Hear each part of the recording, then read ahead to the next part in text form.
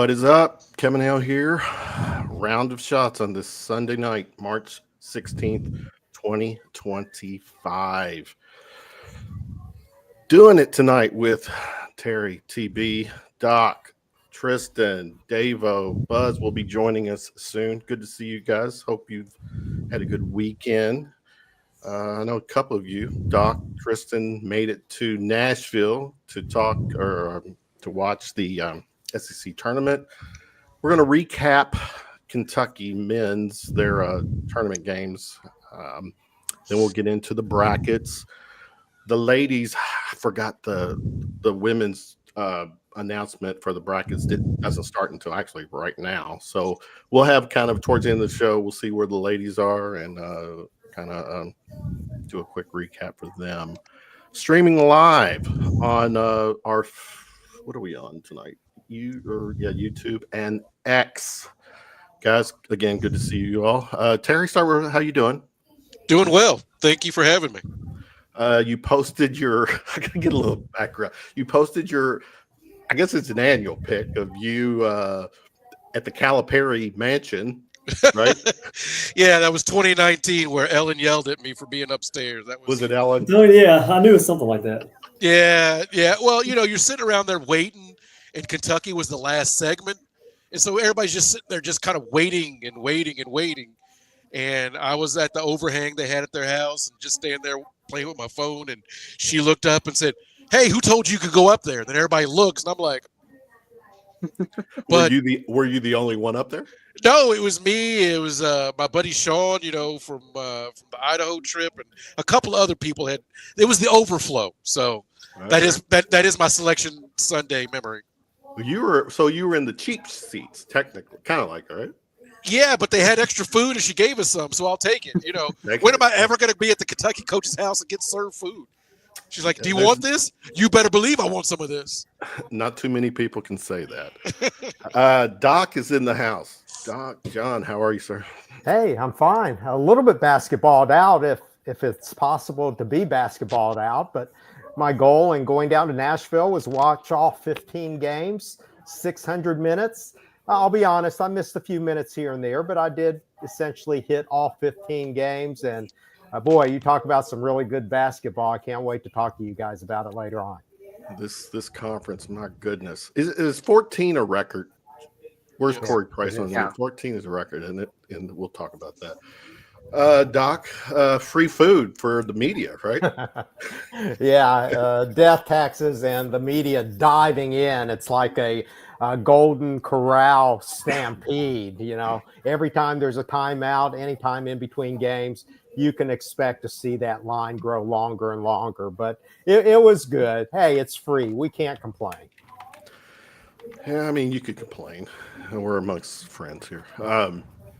We got Davo. Davo's in the house. What's up, brother Dave? What's going on? Long weekend, but it's getting ready to get longer for us. So yeah, let's go. 'Tis the season. Funnest to me.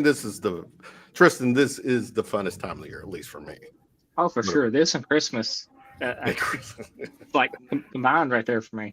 But yeah, kind of a mixture of emotions from like Otego Away's game-winning shot, almost choking the game away, to then a blowout loss. He seemingly got a decent draw, especially in terms of sites. So should be a fun week. I think considering everything, I thought the draw was favorable. We'll get into that soon. Again, Buzz Baker will be joining us. He'll be on soon. Terry, well, I mean, I'm going to start with Doc and go to Tristan because they were in Nashville. Doc, our Cats, the men's SEC tournament was this past week. It wrapped up today. Florida, made a great statement for this tournament. But what was your takeaways from the two Kentucky games? Well, I think you saw a really high and a really low. And that's almost how the entire season has gone. You have these unbelievable wins against teams that Kentucky has no business competing against. And then you have some really surprising head-scratching losses. You saw that. You saw that within one game against Oklahoma, where Kentucky seemed to be in control. Then we saw almost the meltdown for the ages.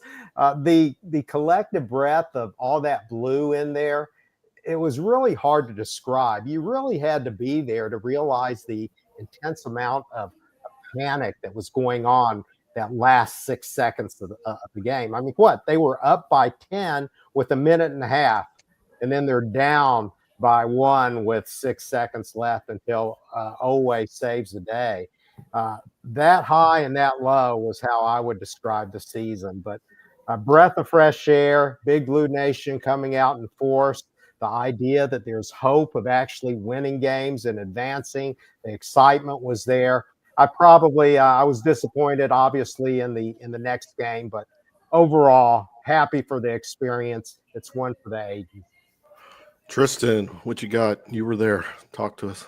Yeah, I kind of agree with Doc for the most part. That kind of when he piggyback off that last minute and a half was the craziest basketball I've ever seen in person. You just kind of breathe a sigh of relief because it was kind of back and forth for a good portion of that game. Kentucky gets up 12 points. You're up 10 with a minute and a half. It's like, okay, this is over. The guys on the bench are smiling, and then when Jeremiah Fears gets the ball with 6 seconds left, or about 10 seconds left, you're like, we haven't been able to stop him the entire game. He's going to score here. It's just how we're going to respond. And Ortega scooping the ball up from underneath the basket probably wasn't the best shot, but it went in. But kind of what we talked about, then I think that game finished, correct me if I'm wrong, Doc, about 12:30. I think we were in the locker room about 1 o'clock. So that Alabama game was just kind of hard to put any type of real stock in. Obviously disappointing to lose by 30 points. But you're out your starting point guard that you thought you'd probably have for the whole duration you're there. Then you kind of have to go back to the lineup that you had in and out for 2 or 3 weeks there without him. Then you lose Ortega away for extended period of time on there with a tooth going through his lip, which was pretty gnarly. And then you kind of just get your butt whipped because you're fatigued and you're injured, and a culmination of a lot of things. But all things considered, you won one game, which is something you haven't done in a couple of years in the tournament, which is good. But I think what I take away from it is kind of what the guys talked about in the locker room after the game. They seemed very motivated, and almost all of them used the word embarrassed. And I don't think they take too lightly to that, considering who they play for. The name on the jerseys obviously meant a lot of them. So just looking forward to how they respond this week. Terry, once again, OA versus OU. He steps up and does his thing. And then Alabama, it's all about matchups. And they've just not been a good matchup for us. But what's your take? Oh yeah, I mean, when Travis Perry and the other freshmen, I think I saw, when they played Duke earlier this year, the freshmen got like 2 total minutes, and then against Alabama, it's total maybe 40 something minutes. That's a lot to ask for in a situation like that. So get healthy. I've seen where Butler is going to be back for the tournament, so I'm excited about that. But yeah, losing by 30 points. Yeah, that's not great. Agreed. 29, actually, right? 29, 99, 70. If we want to be factual about it, it's 29. But we'll just go with 30. It was, yeah. Davo, what you saying, oh? Yeah, we got that half a monkey off our back, actually winning the game. Since 2019, last time we won an SEC tournament game. And probably the most crazy Kentucky way possible to, blow an 11-point lead with 2 minutes ago. And then, of course, Owe saw blood again and did his thing. It was deja vu all over again. So that was exciting. And then, like Doc said, we just, get a hold of Alabama again, who I personally don't think we matched up with well all year anyways. And, unfortunately got our backs blown out. But, hey, we're no longer going to use excuses anymore. You got to play who you got to play. And it's time for the real thing now. So I kind of use a little MIB memory eraser from that last game and blank myself out and ready to go. So, all right, what we got here? Let's let's get to it today or this evening, whatever time zone you're at. The brackets were released, and let's. I want to from our show to CBS, Greg Gumbel, GG. It's I mean, that's been a fixture, Doc. In our pretty much almost our lifetime. It seems like. So you're Gumbel, and who am I then, right? You can be whoever you could be Gumbel if you want. Well, are we talking Kentucky, or are we talking draw? Well, I was just a quick shout out to Greg. Anything you wanted to say? As I'm producing here, so I'm trying to get some shit brought up on the screen. So go ahead. No, you're doing a good job. I didn't mean to interrupt you. Go for it. Where are we at? Here we go. All right. Let's see. All right. So, and people in the chat, thank you for hanging with us tonight. People watching and not chatting, I appreciate you hanging with us. And feel free to throw your 2 cents in. See Michelle Morton, martini time with the favorite person. Hey, cheers. All right. What we got? We have Doc, I'll start with you. Kentucky, 3 seed. I think that was pretty much how it was shaping up based on Lenardi and just kind of the way our season went.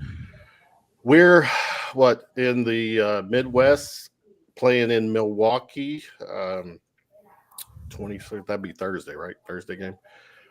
What's your take? Kentucky's first round matchup with Troy and looking ahead. Well, I certainly like it. I think in terms of the teams that they're potentially facing, I think it's very favorable. But anytime you're looking at the bracket, it really is all about me, right? It's about my travel plans, and it's about how easily it is for me to get to the sites. And if you look at the geographical placement of Kentucky, you couldn't have asked for anything really any better. Milwaukee, I think that's 7 hours the last time I looked, maybe 6.5. Very, very drivable. And then Indianapolis after that. I don't want to look too far ahead, but realistically, you have to say that Kentucky is certainly favored in the first game and probably should win that second one. So this Sweet 16 second weekend is very, very realistic. Overall, I like it. If you like it, I like it. Tristan, do you like it? Honestly, I like it as the whole. If you're just looking at that portion of the region, I love it. I don't love the Illinois matchup potentially. They got a pretty good guard from Lithuania, 6'6", could cause some problems. Then they got Big Z's brother, Tomislav, so he could cause some problems. And then you obviously lost to Texas, but it's the tournament. You're going to play talented teams. It's just, can Kentucky, can all 5 of those starters play and contribute at the same time? Because if you get into a situation where 2 or 3 of them are having bad games, you could be in trouble early. But that could just be the pessimism of the way the last few marches have gone. But I think all in all, Tennessee, you've swept them twice. It's hard to beat a team 3 times, but if you're going to play a 2 seed, Tennessee's probably the one you wanted to play. And then UCLA, Utah State, those teams don't really scare me. It's just if Kentucky can win that second round matchup, I think it looks favorable going into the second weekend. With Terry, we said again, it's all about matchups. Potential opportunity to play Tennessee again. If everything lines up, a team that we beat twice, but a team that took care of business in the SEC tournament against a team that But anyways, Terry, what's your take on Kentucky's spot? Oh, I love it. I love. Let's not to look past Troy, but that's a great opportunity. A team you should beat. Give us 40 minutes.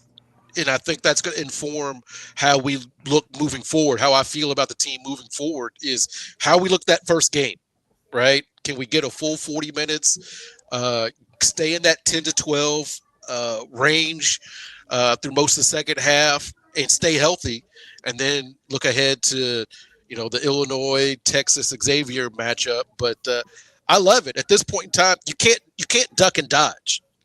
you're going to have to win 6 games to get this thing done. Mhm. And so I feel confident like I always do. I know the last couple of years haven't been great, but I'm older than 4 years old. And I know no team has been to more Elite Eights than University of Kentucky men's basketball team. So scared money don't make money, man. I ain't ducking anybody. Bring it. Dave-O, what you got for me?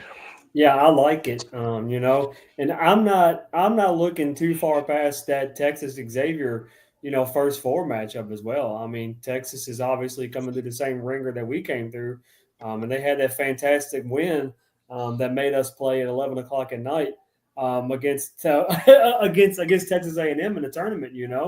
So I'm not looking past possibly Texas, taking care of Illinois there as well, and maybe set up a possible revenge game there, and then if you just kind of look at the rest of it, you got, potential Tennessee matchup with the Elite Eight. And if history holds up well, we're going to the Final Four because, them bastards ain't never sniffed the Final Four. So, I mean, so let's go, man. At this point, I definitely like this portion of the bracket. I don't like the fact we're in there with Houston, because I believe they're probably one of the top, 3 teams probably to win the whole damn thing. But as far as our matchup with Troy goes, I think Jeff Drummond may have sent it out that they're pretty low in like every statistical category offensively wise. They're kind of small and undersized, so they're just really there to muck it up. So I think if we just kind of keep feeding our big guys and just kind of wear them down, I think we'll be okay. Doc, moving up to the rest of the bracket, what's your take on the other side? I think maybe I'm a little bit biased because I spent the last 3 days watching him, but I think you got the eventual national champion in the Florida Gators coming out of, are they in the West? I was saying, let's stay with the Midwest. Okay. So we got Houston is the 1 seed, but yeah. Yeah, I think you got to look at Houston. I think if you're looking at underdogs, McNeese is a team. I look a lot at coaches, and isn't who was that LSU who used to be at LSU? Will Wade. Yeah. Isn't he coaching McNeese? I mean, They've got evidently some athletes on that side. So I think if you're looking for a dark horse, maybe McNeese is something that you're looking at. Of course, I don't see him upsetting Houston. I think Houston is eventually going to come out of there. But, Houston and the winner of Kentucky, Tennessee. I'm not going to commit myself to that point at this particular time. Let's see how Lamont Butler really comes back or not. Okay, fair enough. Tristan, looking on the other side of the bracket or in the region, but the other 8. I think obviously Houston is the most talented team. I think they're my pick for the 3rd most talented team in the country. I think Florida is going to win it all. I think they're the strong favorite, just how well they played in the SEC tournament. And if you can conveniently bring back an all SEC big to add to your bench, that's a great piece. But I think it's pretty balanced. High Point, McNeese, kind of like Doc was talking about. Those are 2 teams that are going to be on upset alert all week to go over Clemson and Purdue. Purdue has Braden Smith, one of the best guards in the country, so he ought to be fun to watch. That Gonzaga-Georgia game will be interesting for Houston, though, I think. I think Georgia is physical and as big as they are. They could muck it up against a Houston team that likes to muck it up, and then it could just be if they can make a bunch of threes, could make things interesting. And then you got Gonzaga, who Kentucky's played, so you've kind of seen them a little bit this year. They have Ryan Emhard. They have some really talented pieces, and if you're just looking at analytics and metrics, they're much better than an 8 seed. Now they did, I think, put up 50-something points in their conference championship, so probably not the most noteworthy of confidence of late, but I think of the top bracket, it's pretty even. And as long as you're staying out of the way of Duke, Auburn, or Florida, you got to be pretty happy. That's a good point. Terry, this other side, what you got? Oh, the Fighting Tubby Smiths of High Point are in there. So way to go, High Point. I know Houston plays really good defense, but every time they're a high seed in the tournament, they always lose because they can't score enough points. And so if it's a situation where they're going against Gonzaga or even Georgia in round 2, can Houston score enough points to win this whole thing? I'm not convinced that they can. And that's just based on watching Kelvin Sampson in Houston the last few seasons. So I'm going to enjoy watching this whole entire top half of the bracket here. But I think Houston does get to the Elite Eight, but can they score enough points over the Kentucky-Tennessee winner? That would be an interesting thing to watch.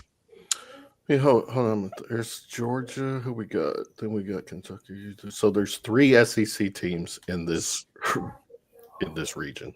It's hard not to find that. Yeah, exactly. I think All it's 20% of the field. So 1 out of every 5 teams is an SEC team, which is crazy. And then you potentially, I think there's some potential, second round matchups with SEC. But actually, as I move to the East, there's the scenario. Well, let me start with. I like to do this, right? Let's start with the 1 seed, Duke. Great season. Lost their what's his name? Cooper Flag to an ankle injury, I think. And but he's slated to be back in the tournament. Doc, looking at these 8 of the East, the top 8, I guess, or top upper half of the bracket. What you got? I think it all depends on Cooper Flag. If he's able to come back at anywhere close to 100%, you have to still think that Duke will advance on that. If he's not 100%, we all know about ankle injuries, especially if, I don't know, have we heard, is it high ankle, is it low ankle, whatever? Sometimes those high ankle sprains take a little while to come back from, as we well know. But yeah, I still think, I like Duke on top. I think Wisconsin is a team that is hard for people to play within the tournament. I think there's a very, very good chance that you could see Wisconsin move probably as far as the Elite Eight on that side. As far as upset alerts, I don't see a whole lot in the teams listed there. I think the BYU VCU matchup will be a coin flip. Tristan, what you got? Duke. It happens every year. They typically get, of the 1 seeds, I take their path over all of them. I think it's pretty favorable from that top half. That second half, though, could be. I don't see too many upsets, but BYU, Vandy as a 10 seed. I wouldn't want to see Vandy as a 10 seed. They've beaten Tennessee. They beat Kentucky. They've taken several of the SEC teams to the wire. So I wouldn't want to see them as a 10 seed. I think they're better than St. Mary's. So I think that's the one upset I see. And then Alabama, I think just the way they're playing really well. It just comes down to is Grant Nelson healthy. But I really like BYU to come out of that region. Richie Saunders, almost a cat. I've had a chance to watch them several games here the last little bit, especially at the end of the season. They're just, they have great offense. They're coached really, really well. They have a top 15, 20 pick and a guy from overseas. I can't remember his name right now, but I think they have the system, and as long as they're making shots, they could make a little bit of a run and maybe reach that Elite Eight. Was anybody else, when they showed this part of the bracket and you saw BYU, and we knew, I think a lot of us, everyone anticipated Kentucky getting a 3 seed. Was anybody thinking that because the NCAA and TV loved the matchups, I thought for a moment we were going to land, we were going to be in that Wisconsin spot? How they framed it up, so at the selection show, all the players kind of reacted to it like they were going to be that 3 seed too. They love storylines, like a high octane offense or something like that. So they were fully expecting. I think Pope even he afterwards he was like, "I love the drama," so he would have been all for it. So that would have been a year after leaving them. A lot of their fans happy that he left. You get a rematch. That would have been something. TB, starting with the Duke side, what you thinking, feeling? Yeah, I think Duke has got a pretty easy cakewalk to maybe the Elite Eight, especially if Cooper Flagg is healthy. Not a whole lot of surprising teams in this bracket. Wisconsin has looked good as of late. But I was with you, Kevin. I thought BYU the 6. I was waiting for Kentucky to be the 3 because you could potentially get Kentucky BYU. And then I would think the committee would really like to have Kentucky versus Duke. But that didn't happen. So I think it's going to be Duke and Alabama playing for a chance to go to the Final Four. What you got, Davo? Yeah, like everybody else says, Duke gets the bakery side of the bracket, right? They just got sweet treats all the way down to the Elite Eight. I think, of course, I always like to take an upset generally in each region, and I think that is it Liberty and Arizona, right? The 12-4. I would definitely look at that one for sure. BYU, I think if their offense is on, I mean, good luck against anybody, right? And like Tristan said, Alabama, I think it's kind of dependent on with Nelson's health, see how far they go. But if he's in there, he's ready to play. I think ultimately it's going to come down to Alabama and Duke as well. So pretty much predictable side of the schedule if you can have that in NCAA tournament. My thing about Arizona is I need Arizona's publicists because I keep seeing people trying to put them as a blue blood. And, Arizona's only been to 4 Final Fours with the one title. And so the entirety of Arizona's history is what Coach Cal did in 5 years at Kentucky. So I don't think that counts you as a blue blood, but I digress. Good point. Okay. Let's see. Sorry if I give you motion sickness or what am I doing? By the way, Kevin, Kentucky, East Coast Kentucky fans can rejoice. 7:15 tip-off. Oh, okay. Good. Except for Terry, 6:15. But how did that damn Kentucky game start the other night? It started at 10:40 Eastern. Yeah. 10:47 to be precise. Yeah. And ended on Friday, right? Yeah. Yep. Yeah. Thank you, All Terry. It's just an hour, but I was just as sleep deprived as everybody else. How could you go to sleep after OA does it again? Oh, yeah. All right, shifting gears, which reads south. The overall number 1, Doc, Auburn, who is kind of not playing like an overall number 1 at the moment, but give them their flowers for the season.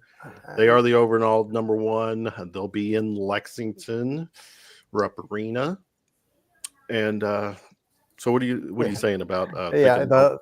Well, the first thing that jumped out at me was that I don't think the committee did Auburn any real big favors. Yeah, they gave him the overall number 1, but then you see a potential matchup with the Cardinals in Rupp Arena in that second round game. I mean, can you imagine that? Can you imagine if kind of the tables were reversed and Kentucky was playing in the Yum Center? That would be exactly what it's like. It's literally a home court advantage for Louisville. So this is what you get for being the number 1 overall seed. Bruce Pearl can't be happy about that.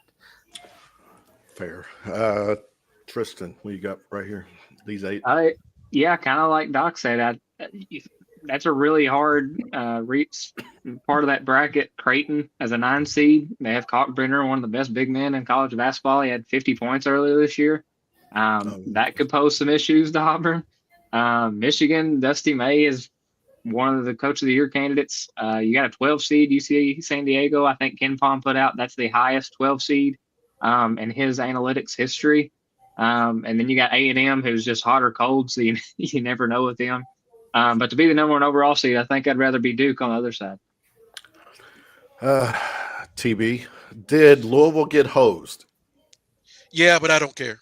I mean, I mean, they did, because if your logic is the ACC is that bad, right? And I think when I saw Louisville was that first 8 seed, I was like, oh, they really have disrespect for the ACC. But then Carolina gets in, and Clemson has a higher seed than I would have expected. So yeah, Louisville got screwed, but it'd be like that sometimes. Like, should Kentucky have been an 8 seed in 2014, right? Like, these kinds of things happen, even to big name teams, except for Duke, who always seems to start their journey playing in North Carolina somewhere, but whatever. But Louisville did get screwed, but they've been carrying on something ridiculous the last month and a half about what Kelsey's doing versus Pope. So yeah, I'm cool with it, but yeah, they got screwed. Davo, focusing on this 8, what are you feeling? What you got? Well, so first of all, Louisville fans, okay, I know we may or may not have a couple of on here, okay. Congratulations where congratulations is due. Okay, you finally made the NCAA tournament again. Kelsey is a great coach. Okay, we all know that, right? I saw on Twitter earlier that you guys won 8 games last year, and this year you're an 8 seed, right? So let's go ahead and be happy about that, okay? And second of all, okay, you was beating your chest all year through the ACC tournament about, oh, Louisville's back, L1C4, blah, blah, blah, right? And then this comes up, and you see Auburn, who, in my opinion, is probably the worst number 1 overall seed, right? Because they lost, 3 out of 4 coming into the NCAA tournament, Yep. right? So it's time to shut up or nut up at this point. You guys have been saying how great you are at basketball, so it's time. And you're a freaking 8 seed, and you're playing 78 miles away from your arena. It's basically a home game, like Doc said, while the team that beat you, Big Blue, is playing 8 hours away in Milwaukee, Wisconsin. Okay, so that's not fair anyways. I'm going to keep going. One more thing. We need the biggest bottle of Lysol whenever they're out of our arena, because we got Auburn, Louisville, and Tennessee coming into Rupp Arena. Oh, So I forget Tennessee. We're going to have to just scrub that whole damn arena down before we let anybody else come inside of Rupp Arena. And Big Blue Nation, if you had a chance to get all the tickets and buy them up because they went fast, hopefully you're going to scout the hell out of them and charge an astronomical amount of money, or just go and be petty and cheer against them anyways. So, okay, so that's my rant. I'm personally going to put Louisville out, and that's just me being a basketball fan about watching teams. Creighton and a very good Big East this year, right? But they swept UConn, right? They played St. John's really well, if I remember correctly. So that's a really tough matchup in general. And then I think Auburn very well could go out in the second round in this region. I really do. Yale again has a chance to pull off a really good first round matchup here. So this is a very interesting region. So, I got to give a shout out to the little guy, the 16 seed here. I think it's, correct me if I'm wrong, Doc, but both of these teams won their conference tournaments. Is that fair? Do you know? Yeah. Assuming I that's would the assume. case. Yeah, I would assume, because Assuming that's the case. Yeah, it's logically, because they're not probably going to be one of the top 68. I think if you win your conference tournament, you should not be part of a play-in game. To me, the play-in game should be bubble teams, the first 4 out or whatever, the first 4 out. I just don't think it's fair that a team that wins their conference tournament, which is an automatic bid, should not have to play a Tuesday game. Yeah, I don't necessarily disagree, but anytime that you have a complaint about that, what are you going to do in place of that? Because you have these teams that are seeded 11th or so that you didn't even know were going to get in. Even somebody like Vanderbilt, who was seeded 10th. I mean, it wasn't a given that they were going to get in. You thought they were, but you've got to put them someplace. And I think it's fair. I mean, you got North Carolina, who technically would probably be one of the last teams in. You force them to play a play-in game. I think they playing a play-in game? Mm-hmm. Oh, yeah, okay. Here we go. Let's nice little segue. Doc, staying with you, the lower half of the South Regional. Or did I? Wait a minute. Did I do that right? Lower Yeah. Southfield, yeah. Yeah, What do you I think a team to watch out for is Ole Miss. Once again, I've got a little bit of the SEC bias because I watched them take Auburn to the limit. Chris Beard essentially said that they didn't really lose; they just kind of ran out of time. And if you look at the they've got players that are athletic and talented. They play good defense. Now that Iowa State has Gilbert who's out.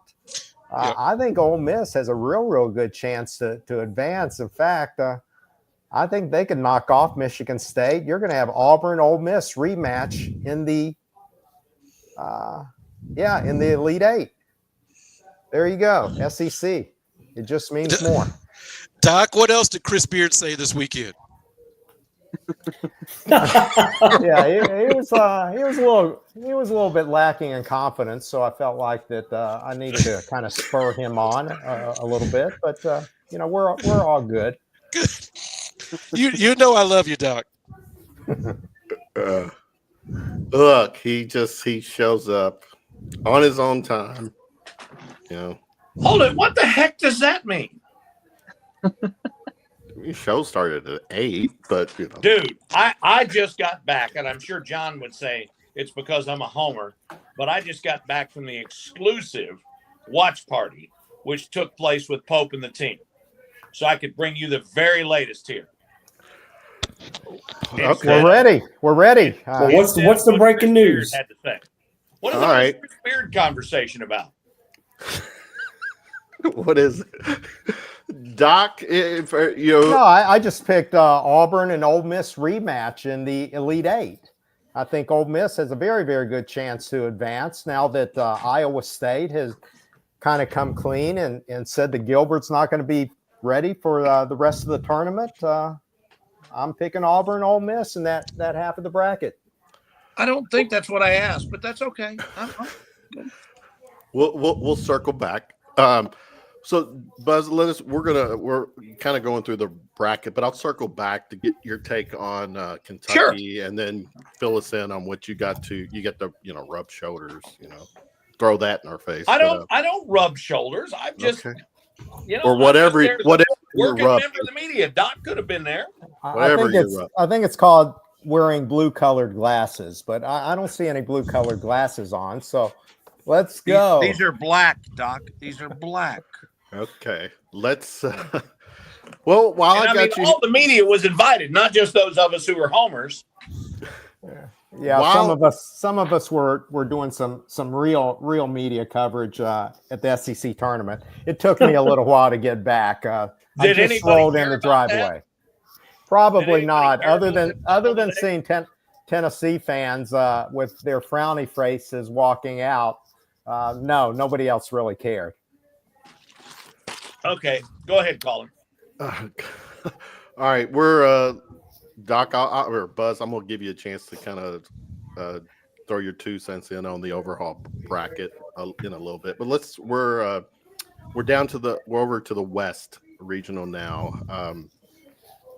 Doc, I'll stay with you. Kind of the order we're going. Florida, probably the hottest damn team right now. Yeah, they just have so much depth. I mean, I watched them all 3 games, and the final scores probably weren't even as close as they ended up being. They just have so much power inside. And one of the things we haven't talked about yet today is that traditionally guard play is what drives you in the postseason.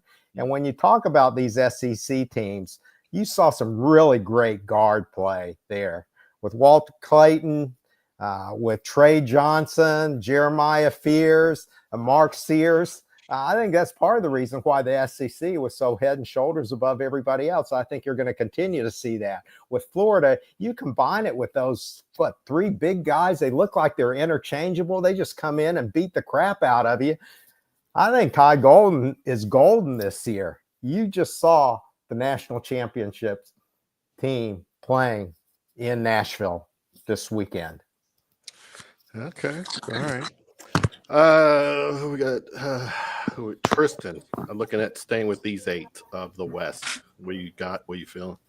I think, yeah, what Doc said. Florida is they just beat everybody in the SEC tournament pretty handily. Kind of flexed their muscles a little bit, and I keep going back to it. If you can bring back an All SEC big midway through the conference season, that's always a plus. So I just think Walter Clayton, one of the most underrated players in America, is sensational. He scored 18 straight points in Florida's 3 straight games this week. You got Alex Condon and Hale Golden. I just think they're, barring an injury or something substantial happening, they should be the favorite. I think they're the deepest team. They beat the toughest teams here lately. So, but I can't wait to see Danny Hurley lose. After losing winning 2 in a row, he needs a piece of humble pie, which I would have thought he would have had several this season. But he still is quick to cuss out fans and stuff like that. So that second round matchup ought to be fun. Can Oklahoma take down UConn? So UConn could be one and done, we think? They could. Or not? Yeah, UConn. Yeah. Tristan. Yep. Jeremiah Fears is what, a top 15, top 20 draft pick. He's put up 20, 25 points twice against Kentucky, which not the strongest defense there. But if you have, guards in March, that's when names are made. And Oklahoma's got one of the best guards in the country. And then you got a lot of guys that play gritty, play tough. The SEC is known for their physicality. Kind of hit UConn in the mouth, see what they got. But yeah, UConn could be 1-0 for sure. TB, this 8, what are you thinking? Yeah, Florida looks absolutely tough. So I would not anticipate them not reaching the Elite 8 and go from there. But yeah, watching UConn lose is going to be a highlight when we're looking at the top half of the West. Davo. Yeah, I don't think there's too many big shocker surprises in this. Like everybody else, I think Florida just kind of steamrolls their way through. I kind of would like to see UConn get out maybe the first round, and then Florida just absolutely whacks them off the court and see Dan Hurley see if he even does a handshake line or if he walks out with his tail between his legs. But once again, this Grand Canyon team, Bryce Drew is the head coach there. And he's been having them play really, really well, and I don't think he'll be there next year. I think he'll get a big Power 5 head coaching opportunity. But I don't see how Florida don't make it to at least the Elite 8, if not the Final 4. So, Buzz, looking at this West 8, what you got? Florida gets whacked by either Michigan State or St. John's. They've been very inconsistent throughout the year. Everybody they beat in the SEC tournament was already determined to be in the field. I ain't buying it. Are you serious? 1,000%. Really? I think 1,000%. Okay. Yannick Noah ain't walking through that door. Okay. Teddy Dupay ain't walking through that door. Teddy Dupay. All right. Okay. So Florida's a fraud? Hill. Is that what you're saying? No, I'm not saying they're a fraud. You guys, there's not a hotter team in college basketball right now than Pitino. And if you're betting the kids' milk money, are you betting on Todd Blumen Golden, or are you betting on Pitino? Okay. Are you betting on Hall of Famer Tom Izzo? Or are you betting on Todd Blumen Golden? Well, they would be in the Elite 8, right? I don't care when it is. I don't, Well, they ain't going back to Gainesville with any trophy. Right. Well, I'll stay with you, Buzz. Let's switch to the lower 8. You got a very interesting matchup. And Terry, what's your take? How did you say that when it comes to Kansas and Arkansas? They're playing for what? The winner of Kansas and Arkansas determines how we're going to pronounce it moving forward. So is it Kansas or Arkansas? So we'll see what happens after that game. And of course, the made for TV stuff with a potential Calipari versus Coach Pitino in the second round. But what's what's your take on this? Who am I next? I don't know who's talking. Terry, you were talking. I'll stay with you. This 8. I tell you what, guys, Drake has got a really, really good team. And I would not be surprised if they took care of business against Missouri in round 1. The thing about Drake, you got to keep in mind, they have participated in the men's Final Four, and the University of Tennessee has not. So just a little nugget for you. But yeah, the bottom half, you can't really pick against Pitino, right? The guys, this is like what the 6th team he's taken to the tournament, the 6th time he's won a conference title for his team. I mean, the guy can flat out coach, so it's going to be rough to take St. John's out. TB, who was president when Drake was in the Final Four? It was 1968. So was that? Oh, that would be the Johnson administration. Yeah, so that's probably LBJ. So, but still, Tennessee's never been there, and Drake has. So, I just like to throw that out there. Yeah. Wow. We still have about a few more minutes or several minutes for the show. So make sure you remind Tennessee fans on where they stand in the blue blood. Dude, do you guys not think that Rick Barnes is one of the best coaches in college basketball? Absolutely. No, I don't know that anybody had a big recruiting war for Dalton Connect last year, right? And he's like lighting it up in the NBA. And I mean, why all of a sudden do we think that Drake, A, can either sing or B, get to the Final Four? What did you throw this shit in? I didn't say Drake was going to get to the Final Four. He's the biggest front runner in celebrity sports. I mean, I don't think TB was saying Drake. If not, he's coming out with somebody else. He's a fraud. He's a complete fraud. Now, Buzz, would you say he's not like us? Is that what you're saying? No, what I'm saying is the only Drake I believe in are the ducks down at my pond. That's the only Drake I believe in. Okay. Doc, have you talked about this low rate? I'm going to pick John Calipari to go out in the first round again. So I think Kansas moves on. The matchup between Arkansas and St. John just isn't going to happen. But it's hard to go against Ricky P. The way Buzz framed it, now maybe I am having a few second thoughts about Todd frickin' Golden, but I'm sticking with it. I think Florida's still going to take that region. Final Four, national champs. I saw it with my own eyes today.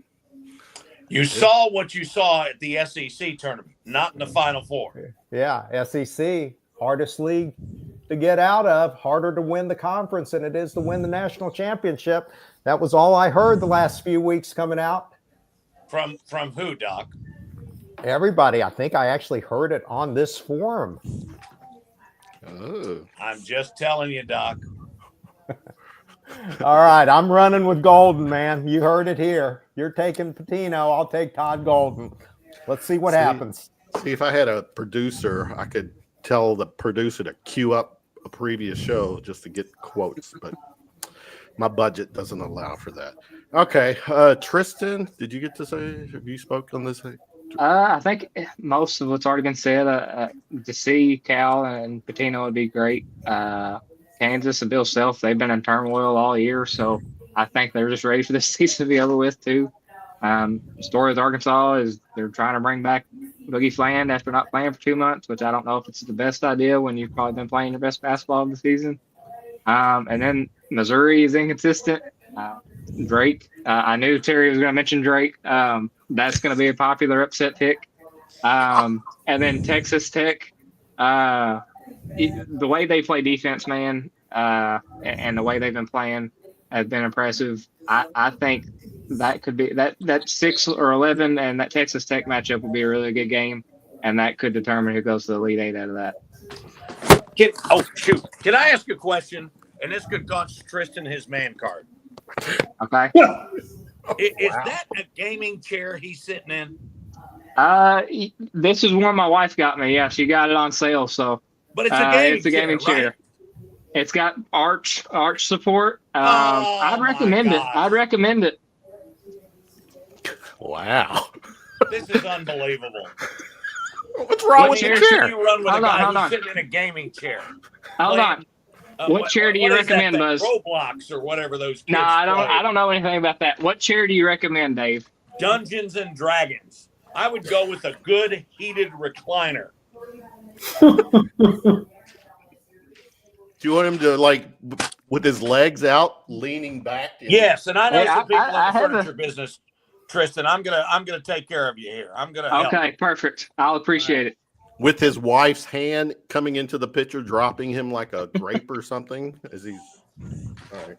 Of all the things that'll happen tonight, his wife's hand coming into the picture won't be one of them. I don't know. She's like, I can't believe that this damn guy is on here doing this stuff. Oh, come on now. Come on. Hey, by the way, Kevin, Kentucky women, 4th seed, West Region. They are hosting here, Memorial Coliseum, playing Liberty in the first round. Give me liberty or give me death. It's also going to be on Friday, so I think you got both the men's and women going on Friday, if my information is correct. And the reason they do that, Doc, is because the NCAA puts a premium on not going up against another tournament in the same town. So I believe that the NCAA regional at Rupp is a Thursday, Saturday. So even though the Kentucky men are playing Friday, Sunday, that's why the Kentucky women got a Friday, Sunday as well, I think. That would make sense. Buzz, you were at the you were with the Cats. I was going to say, you haven't asked me anything about it yet. All right, now I've asked you what was your take? What was okay? The So feel? first thing, this is another great Mark Pope thing. They've never had this before. Doc can recall all the times we've been over to Calipari's house on Selection Sunday, and he's had the players over there. But Mark wanted to thank all the people who had helped him this year. So it was like all the basketball staff, all the athletic department staff, all the people that have helped him, and he had their families over as well. And that guy worked the room the whole night. I mean, it was genuine appreciation. We had it there in Champions Club where we do our pregame on the home games. And, he just, it's the same deal. He just couldn't have been nicer. The one thing he really wanted was a Friday regional, and he got that. I will tell you that unless the most goofy thing happens in the world this week, that Lamont Butler will be starting on Friday night. It's a different injury than what he had before. He got that thing kind of pulled out or whatever, and they put the brace on it. You can help me more with this than anybody, Doc. Then it really restricted his movement. And then the night before the game the other night, they put another brace on it, which Lamont said allowed him more freedom. And then what happened was in that contact in the lane, he got hit on the top of it. And to use a football analogy, Davo can understand this. It's what they call a stinger, where you get hit on it, you make a tackle or something, and the darn thing just goes numb. It goes numb, yeah. Yeah, but I believe that they could have played him in the second game down in Nashville, but they weren't sure how he would respond after that. So now he's been shut down. He'll be shut down just about a whole week in terms of actual content. He'll still contact. He'll still practice and everything, but I think he'll be ready to go Friday night and be as close to 100% as he can be. I don't know this for sure, but as my man Pete Rose would say, if I was a betting man, I bet he has to get something fixed surgically at the end of the season. But this kid is just really throwing it out there on the line. And I just, listen, these weren't big hitters that were this thing tonight. They were like normal people. And not only Pope, but those players went around and took pictures. And I mean, I think we're just so blessed to be in this situation. And one final thing for the good doctor. So there is apparently this stat that is a continuity stat. And I believe there's like 340 teams in NCAA Division I. And Kentucky is like ranked somewhere like 330 or something in this continuity stat, which basically says you've had the same lineup all the time. How much continuity do you have in your lineup? And despite that, you've got a guy who came in here and put a roster together in 3 weeks and has earned a number 3 seed in the NCAA tournament. Bravo, bravo, bravo.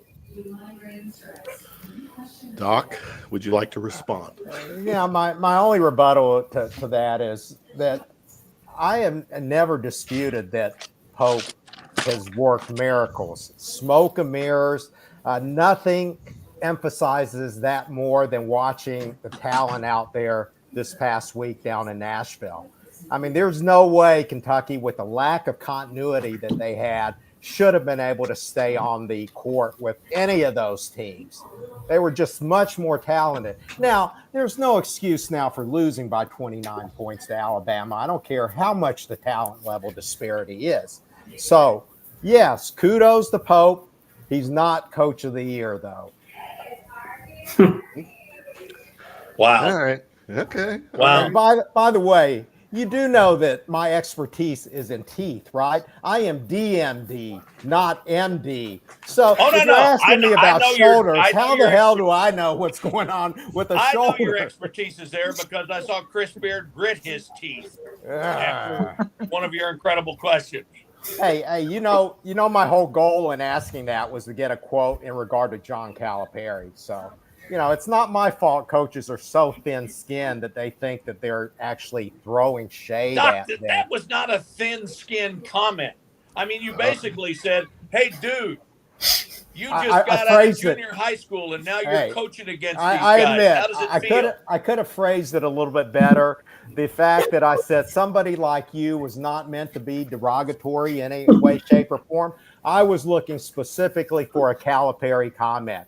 You just beat Hall of Fame coach John Calipari. You're going up against Bruce Pearl. Let me know what your thoughts are in regard to that. I get it, but I'm going to help you here. Who do you write for? You write for Nolan Media, right? Nolan Media Group, yes. Which is here in Kentucky, right? It's in southeastern Kentucky. Why the hell does anybody in southeastern Kentucky care about a Calipari quote? Of course we do. Of course we do. No, we don't. That's why we're there. You do. That was the only news conference I actually went to was anything related to John Calipari. Okay, so that you were out eating while everybody else was playing, and that's okay. But I mean, the whole thing with Calipari is done. Well, hold on. I'm gonna kind of defend my man Doc here. Not according to BBN.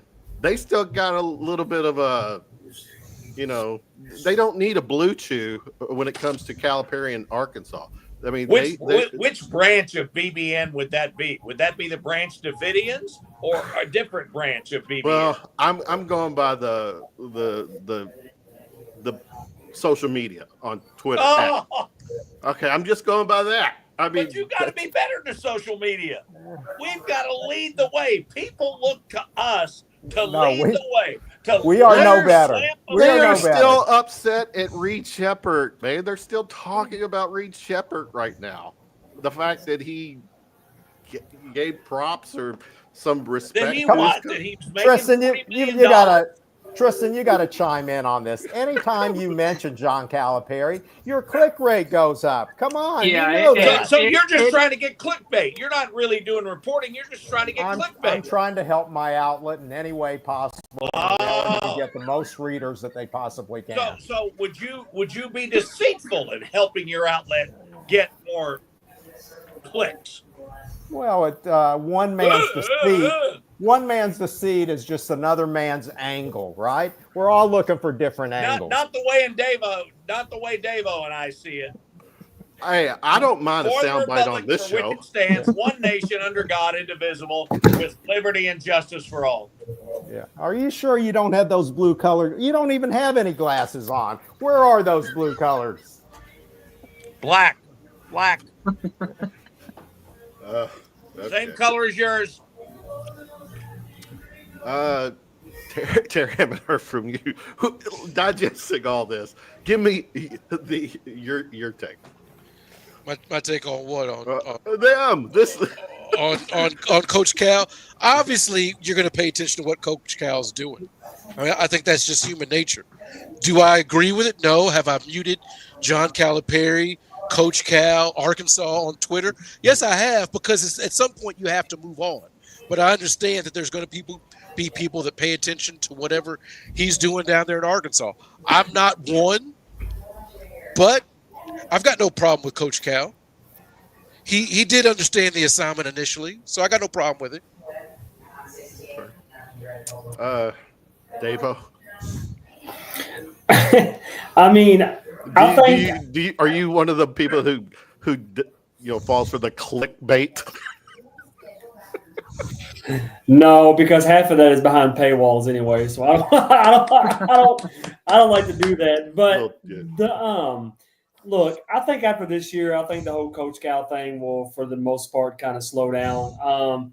I just think we're kind of looking forward to passing it off to a new program and letting them deal with what has been here lately, postseason failures. So I think that's just kind of what Kentucky fans are looking forward to.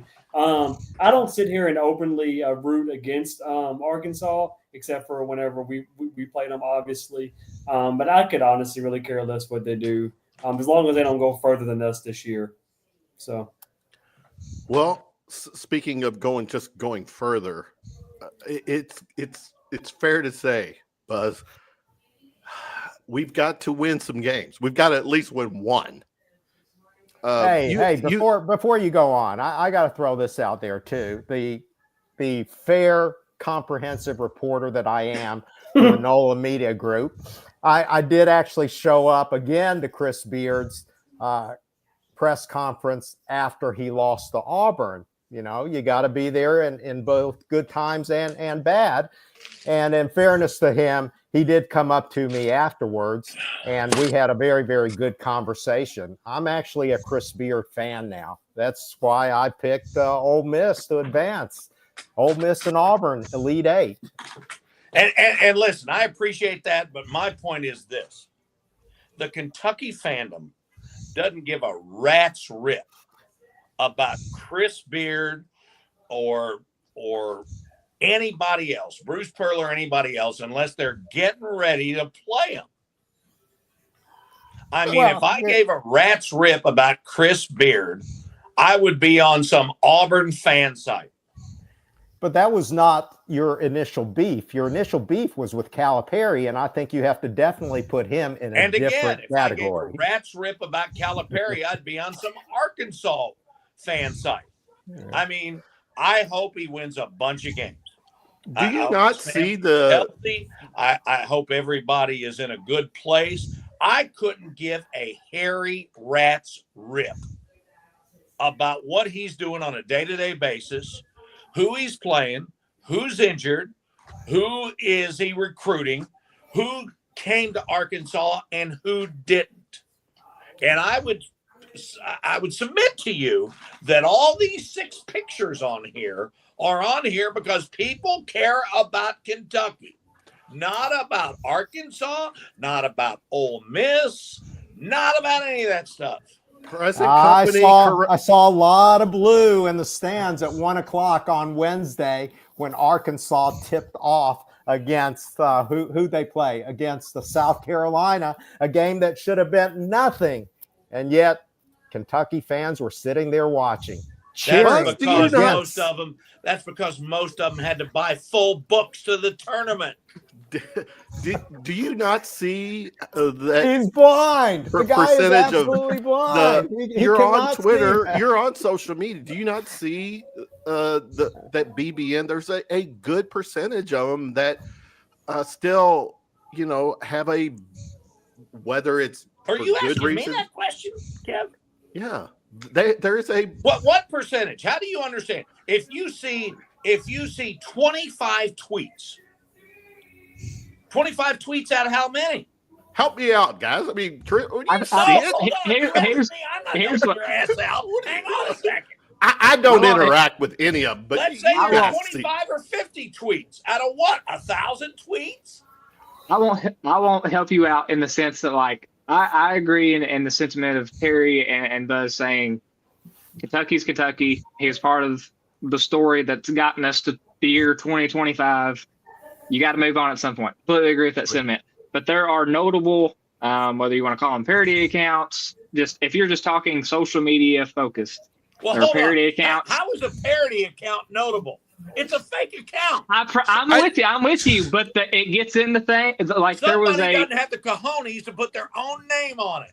Now there was one media account I think they said something to the effect of saying goodbye to Arkansas, and then which when Kentucky lost on Friday night, an Arkansas account, oh wow, glad Kentucky could win one game, made a meme, something like that. So it's just kind of like Kentucky needs to move on, but when there's these accounts out there that are just trying to get the reaction, Arkansas is also trying to get a reaction, and it just goes back and forth until that banter's gone. It's There's going to be a rivalry between us and Cal, Arkansas until No, there's not. They haven't done anything like we have. Is it safe to say though that it's not really going to be us versus Cal? It's just going to be us versus their fans at this point. 100%. Yeah, I mean, I don't know. Well, it can. I think Cal is the common denominator, but it's basically fans versus fans. Yeah. okay, fair enough. Cal's the reason, but it's fans versus fans. And of course, let's remember that fans comes from the word fanatical. Oh, and we've got our fair share. We And got that's this beat. okay. I love those people. But I mean, I too. just think that most people are more interested in what Pope's doing and what this team is doing and who they're recruiting and what's going on the inside than they care about the daily, whether or not Cal has bought a new sport coat that has some kind of pattern on it, or whether or not Bruiser Flint is still sitting over there doing nothing. Totally. I mean, people don't care about that. But to say that there's like after Kentucky got blown out against Alabama, I mean, you still have a fan base. Our total fan, and I don't know what the percentage is, but I see it. I see people. I see legitimate Kentucky fans who were losing their mind that we got beat. That we didn't make it to the weekend. But here's the question: do you honestly think that social media is a fair representation of the fan base? I'm not saying it's a fair. I'm saying I'm just giving the feedback. No, I'm just a messenger. Because if you're saying you see it, you're saying that's a fair representation of the fan base. If you look at the hundreds of thousands, potentially millions of Kentucky fans, it's far minority are on social media. It's just that loud minority. Right. But here's the thing. Our minority is what we see. Our small percentage of the BBN that loses their minds after a loss is still crazy volume-wise than a lot of other programs. All right, we're here and there. But my thing is that Pope, it is the spotlight is on him. Will they win their first? I'm pretty sure they can take Troy down. But he's got to win some games. I mean, if he doesn't, then what happens, Buzz? If somehow, some way we lose that first game, what's the narrative going to be? You have played 7 games with the guys he brought in here and had every guy available. 7 games out of 30 plus games, and that's I'm talking one game right now. I'm talking one game. I'm talking one game. This next game. I ain't worried about the previous 30 we played. I'm talking about this next game. I understand that, but you've got. Was he either the first leading scorer or the second leading scorer that's out for the year? You've got your number 3 point guard. that's out for the year. You've got your best defender, who, to use a phrase from days gone by, is playing on a wing and a prayer. He can play as long as he doesn't take a hit on that shoulder. And yet you think that Kentucky should beat a team that before yesterday had scored 198 points against it in 2 games. What are we talking about? If This you game, take we're talking about position, Alabama. That I would submit to you is the reason there are so many big buildings in Las Vegas. Okay. But I'm looking at the next game. This next game is very important based on our recent past. Listen, even if Lamont Butler can't play, they should beat Troy. Agreed. I think they then go on and beat Illinois. Illinois' best player is out. They have Big Z's brother, who I think is better than Big Z.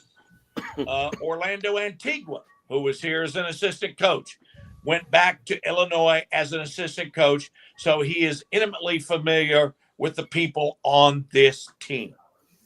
But the fact of the matter is that this group that Pope has put together, that has played so hard, that has played for the Kentucky name on the jersey, they've got a very small margin for error. And that's the way it's going to be till the end of the tournament. Fair. But again, he's got to win. And if he loses, is that are we or whoever going to use the injury card?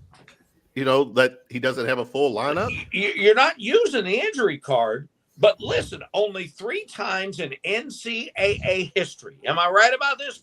3 times has a team won 8 games against a top 15 team. And he's done it without having everybody available since early December. That's fair. What he has accomplished this season is incredible. He's got to win on Friday night. He has to win. He'll win on Friday night. I mean, what in the world? It's Troy. Not the men of Troy, not USC, not the Trojan Horse, not their blooming football team. They'll beat Troy. I hope you're right, Buzz. I do. I hope. Are you going to bet against them? No, absolutely. Okay, I never fill out a bracket, without Kentucky winning it. I never do that. I just think there's got to be context to everything that we talk about.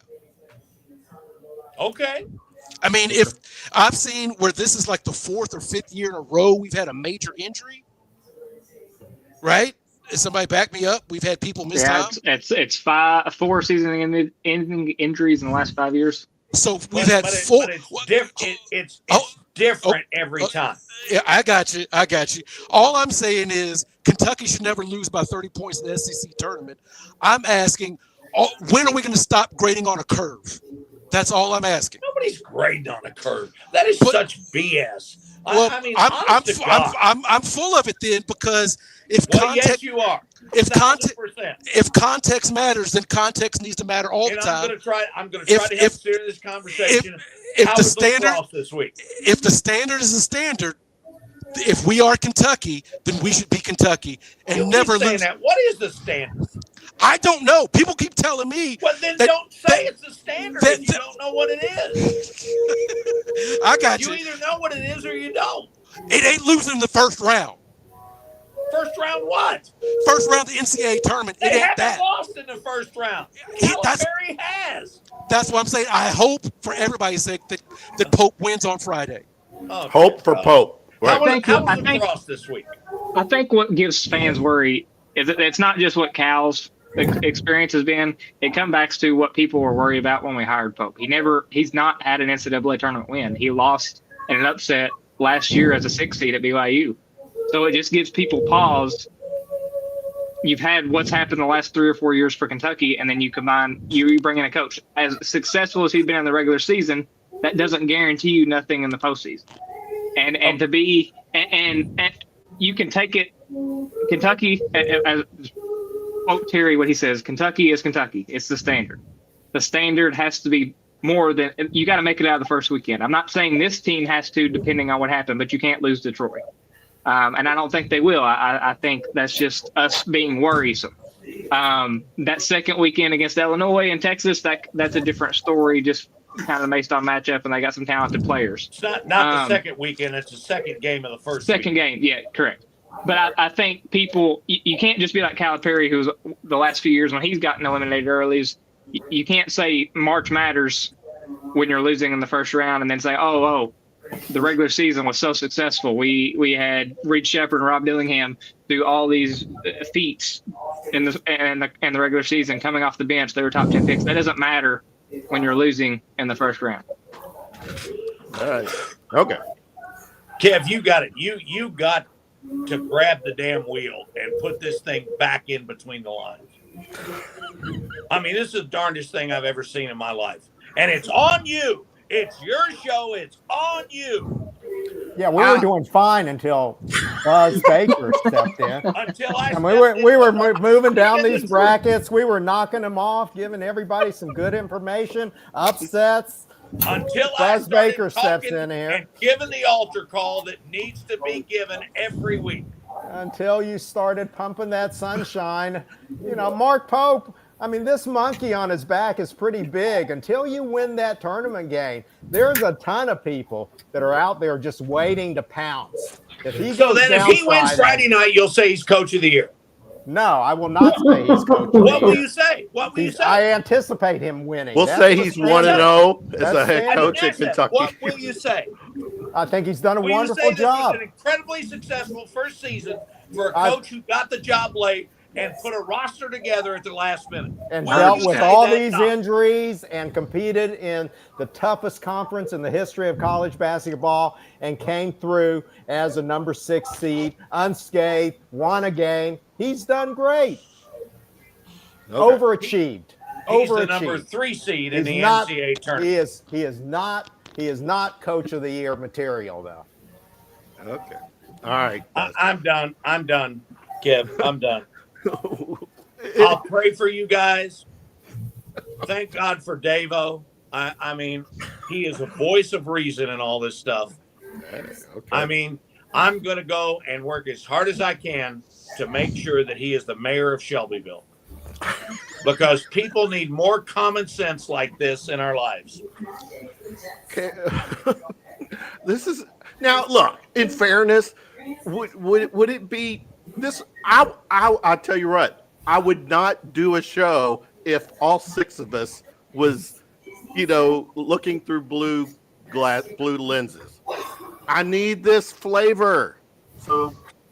But here's the thing. Here's the thing that I've dealt with for 40 plus years.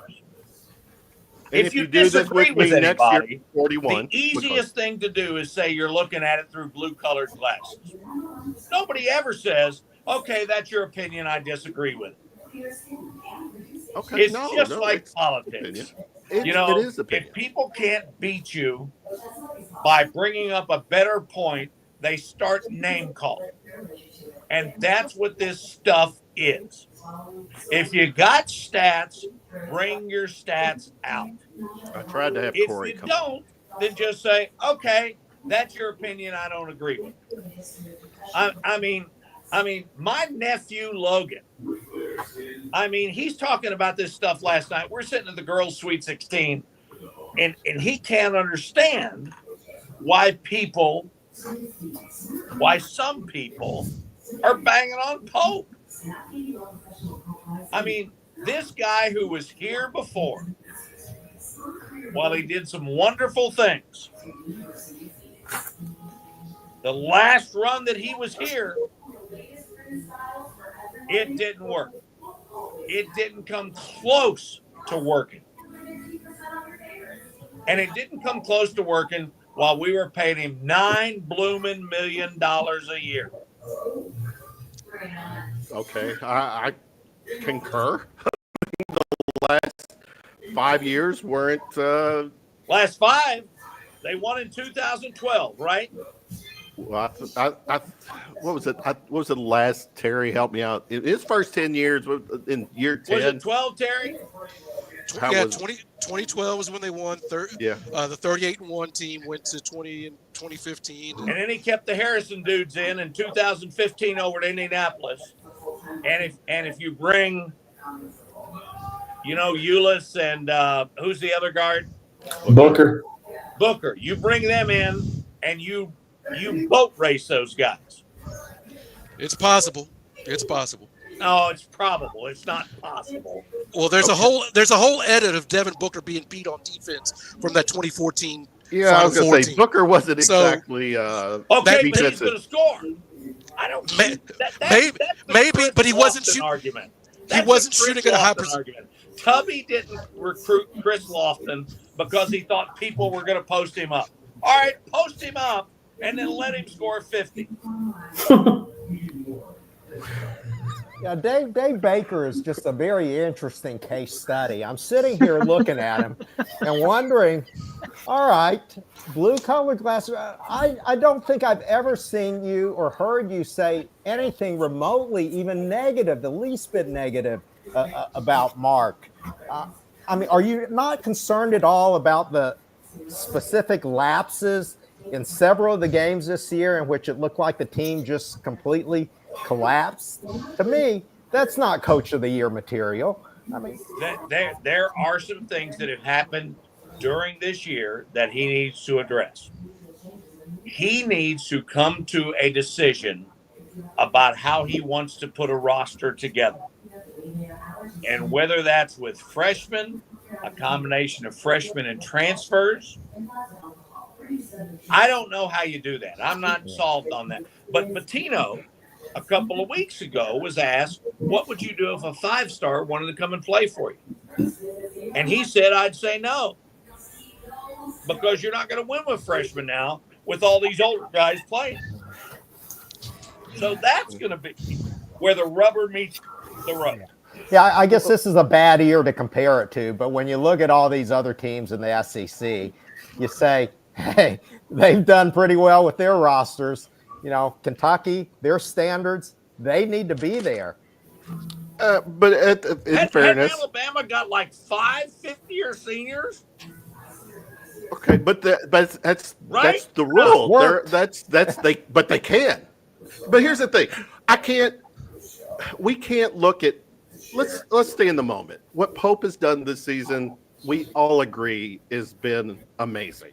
Considering, yeah, except for those minutes against Ole Miss, end of the game there's against some. Texas. Quit sucking up to Chris Yeah, the last Beard. 90 seconds Quit sucking up against to Chris Beard. You asked the question, and now you need to deal with it. But quit sucking up to Chris Beard. all right, let's do this. There's a couple questions. What's the story? Is there something to this? Peanut butter posse. I love that. Question for panel is Colin Chandler homesick? His interviews don't have the energy of a guy enjoying himself. Homesick. He's been a very integral part of the lineup. I will say, especially here the last month, Colin Chandler's probably been the best interview on the team. He goes, at least when I talk to him. Okay. And maybe I just ask questions he relates to more. I don't know. I think he's been the best interview on the team. And his minutes have picked up. His minutes picked up. He looks more comfortable. And I date back to what he said at Media Day earlier this season. He isn't here for 1 year to be. He now things change, especially words. But Colin Chandler talked about he's here with Mark Pope through this whole process. Whether that takes a year, 3 years, he said he was here for the process. Now I'm taking him at his word. That could be blind optimism. But I don't think he's homesick. His parents are at every game. They were at Nashville for the SEC tournament. So I think he's getting married in May. So I think there's just maybe a lot of life changes. You go from 2 years of not doing anything but doing a mission for your religion to you're getting married, you're playing for one of the biggest brands in college basketball. Then you go from not expecting to play at all to becoming the sixth man off the bench pretty much. Yeah. So I think it's not necessarily him being homesick, just kind of lot of thing and trying to handling it at once, I think. Okay. And he's played pretty well during the end of the season. All right, we're gonna. Well, hold on a second. Riyadh, if you're gonna talk, you got to show your face. Okay, hold on a second. Would you think? Where do I hit this thing again? There you go. Would you think that somebody who just got back from a 2-year mission trip to God knows where would be homesick? Yeah. It was for God, right? All right. Let's now he's slamming all our listeners out there. Also, nobody's immune to the wrath of Buzz Baker. Buzz has called out the BB. I'm not calling anybody out. He's not homesick. Okay. It was a question. Buzz, how much Mountain Dew have you had tonight? He's amped up. He's jacked up, man. I'm traditionally organically caffeinated. But I mean, all this stuff about Pope is just, it's running right through me. I mean, you look at the attendance at Rupp Arena.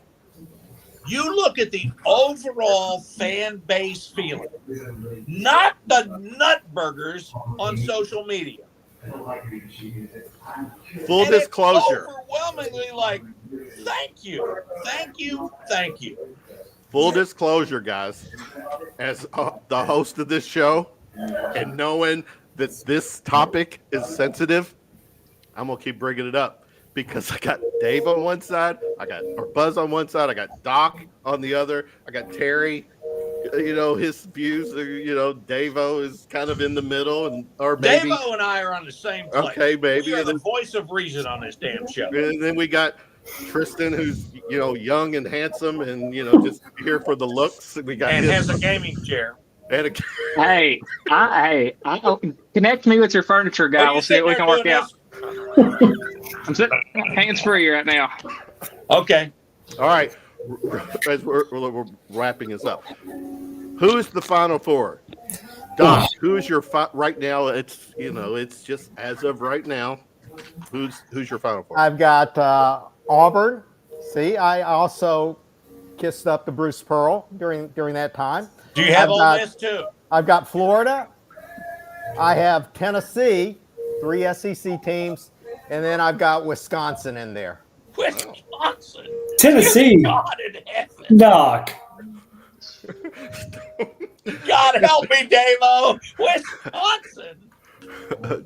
Tristan, your Final Four. I'll be completely honest. Outside of the selection show and what we've looked at, that's all I've looked at. I haven't looked real deep. So I'm going to go, I think Duke and Florida, the one seeds that making it. Out of the Kentucky's region, I'm never picking Tennessee. Jesus Christ has been dead for 2,025 years, and Tennessee's never made a Final Four. So out of that region, right? Let's not forget he did rise. He did rise from the grave. All right, thank you. Sorry. So out of that region, Houston's the best team, but I'm just going to go Purdue. I think they got Braden Smith. I think they got one of the best guards in the country. I don't want to pick Purdue, but also I don't like anybody else in the region. And then if we're going, I don't trust Auburn.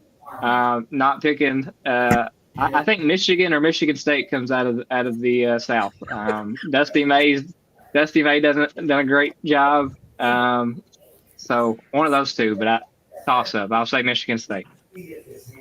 Buzz, are we? Is this show giving you a headache tonight? It's close.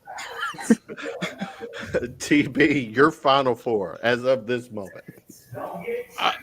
I'm going to say Florida, Iowa State, Duke, and Kentucky. Iowa State. Okay. Davo, your Final Four. Michigan State, Florida, Duke, Kentucky. Okay.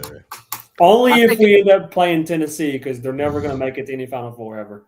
I do think if you're looking in terms of the regions that are the most wide open, I think Midwest is probably the most wide open of all of those. Houston's the most talented, but they're offensively challenged at times. So, Buzz, You're not going to believe this, but I have not had a chance to look at a bracket. Okay. I was there for the draw show. I don't have a bracket in front of me. I haven't had a chance to look at one. So based on this show, I'm going to go Ole Miss, Drake. Let's see. Who are my other two? Kentucky's one of them, right? Well, no, not according to this panel. I said this is my panel pick. Okay, fine. Yeah, Wisconsin, Wisconsin, Illinois, and Mount and St. Mary's. And the team that Calipari's coaching? Mount St. Mary's. That's what we'll go with.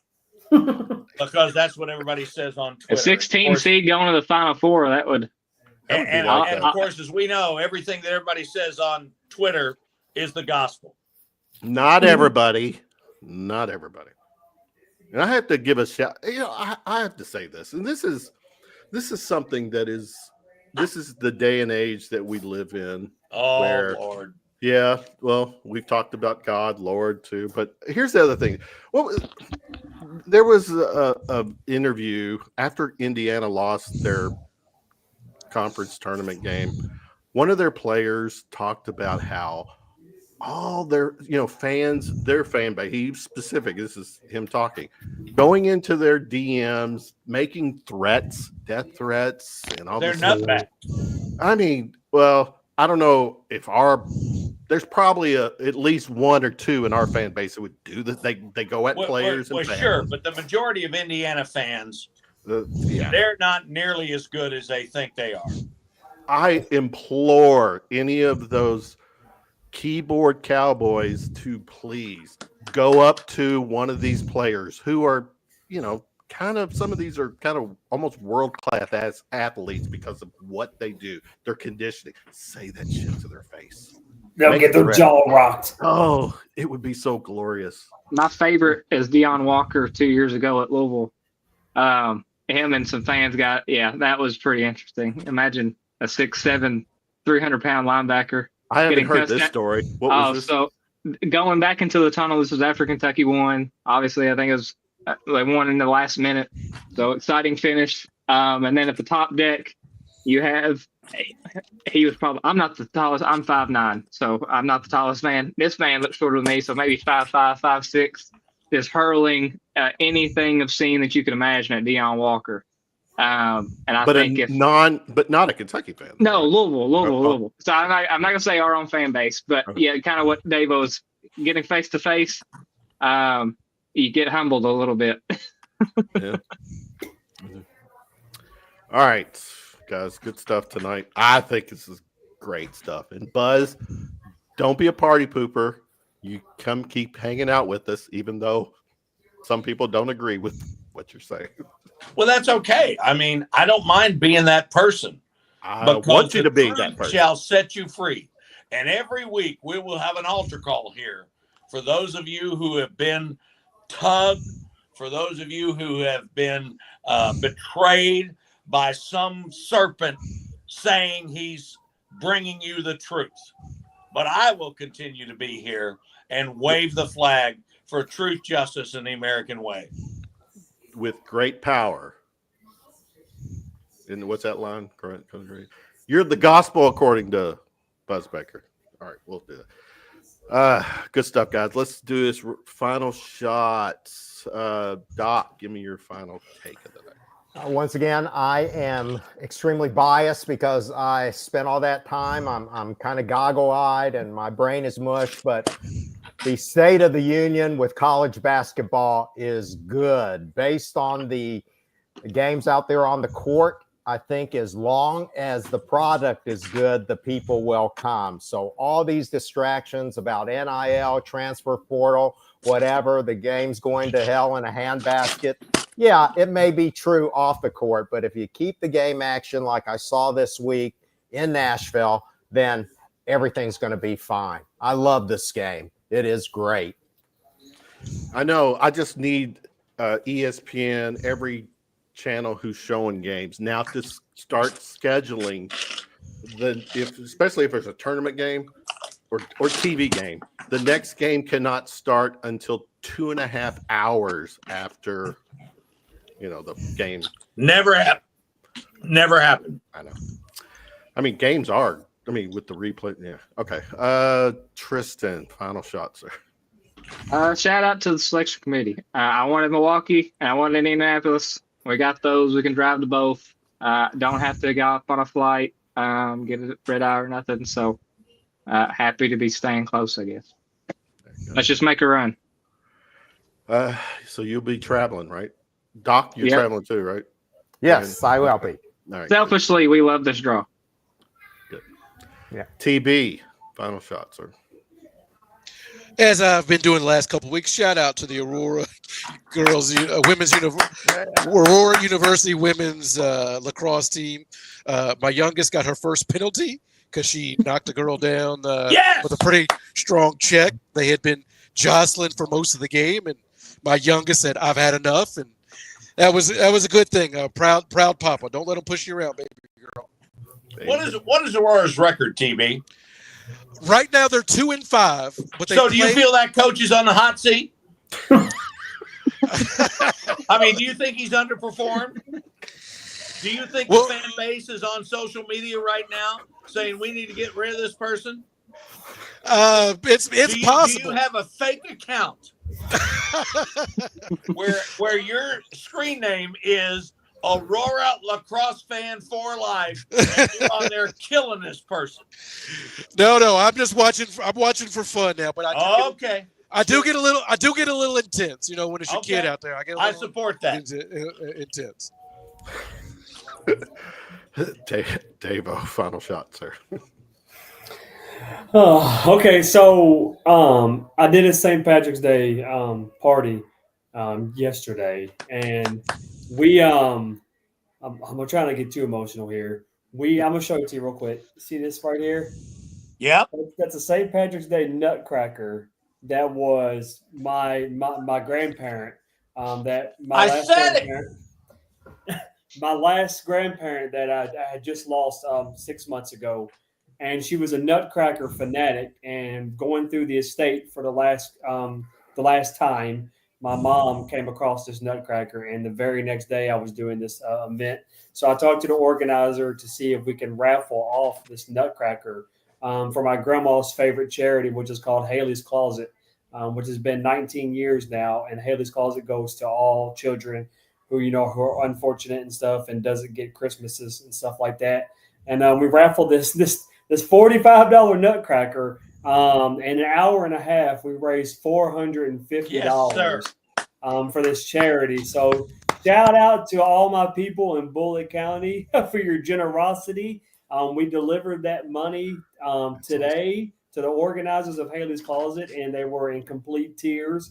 And they said that we just raised enough money for 30 children to get Christmas presents this year. Awesome. So, Davo, can you send us a link to that so we can help as well?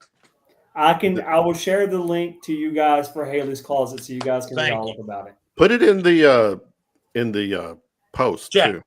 Yeah, Yes. reply. All right, Buzz, final shot, sir. I'm just looking forward to cheering Ole Miss onto the Final Four, helping them see basketball success like they never have. Anybody else in the post-game news conferences from Nashville that talk to Doc, they will be getting my support as well, regardless of what their record is, regardless of whether they're the first four in or the last four out. And happy St. Patrick's Day to everybody. For those of you who don't know, St. Patrick was there when the big potato famine hit Ireland, and he was recognized as the guy who got the Irish through that. So I want y'all to enjoy your weekend. Remember, Kev, I think I sent you that thing, the link. You didn't actually. I don't think you sent it. So send it, please. Oh, dear gosh. All right, I'll send it right now. But we're going to be at the Gravely Brewing Company in Louisville on Monday night. Tomorrow. Jack Gibbons is going to be there. Sean Woods is going to be there. Mark Krebs does a great job. It's a fundraiser for the UK Louisville Alumni Club, and we're going to be breaking down this brackets. And I can promise you, not anybody with a pulse is going to be picking Drake or Mississippi to win. Yeah, you might want to look at your brackets before you go to that thing, Buzz. You don't want to show up completely. Oh, I will. But I've been getting intelligence from on the ground, not from social media, not from Twitter, not from Instagram, from the people who are involved themselves. Some of us just, you're privy to that. I got to just, It was open to all media. I'm not privy to anything. This was not a special invitation. All right. So I got to do this. I try to give a final shot, and I'm going to share Come on, one. Kev. According to John Rothstein, right? Yes, CBS Sports. Yeah, he confirmed something that had been noodling in my head all week. Noodling. Yes. Our mascot supposedly had sprained his paw chasing a laser pointer, but he will be available for the. You know What a why? That's troll. because we're going to put the needle in him and shoot him up, and he'll be ready to go. I know that's all it takes, or some catnip, right? Nope, we'll get Bob Baffert's doctor to hook him up, and he'll be ready to run. There you go. All right, guys, good stuff. Really good, fun stuff tonight. TB, Doc, Tristan, Davo, Buzz. Go Cats this week. It's going to be a big week. This is my favorite time of the sports year, March Madness. We're here. Wishing everyone a great week. Good night. Go Love Cats. you, boys. Be good. All right. See you Peace guys. out. Thanks for tuning in.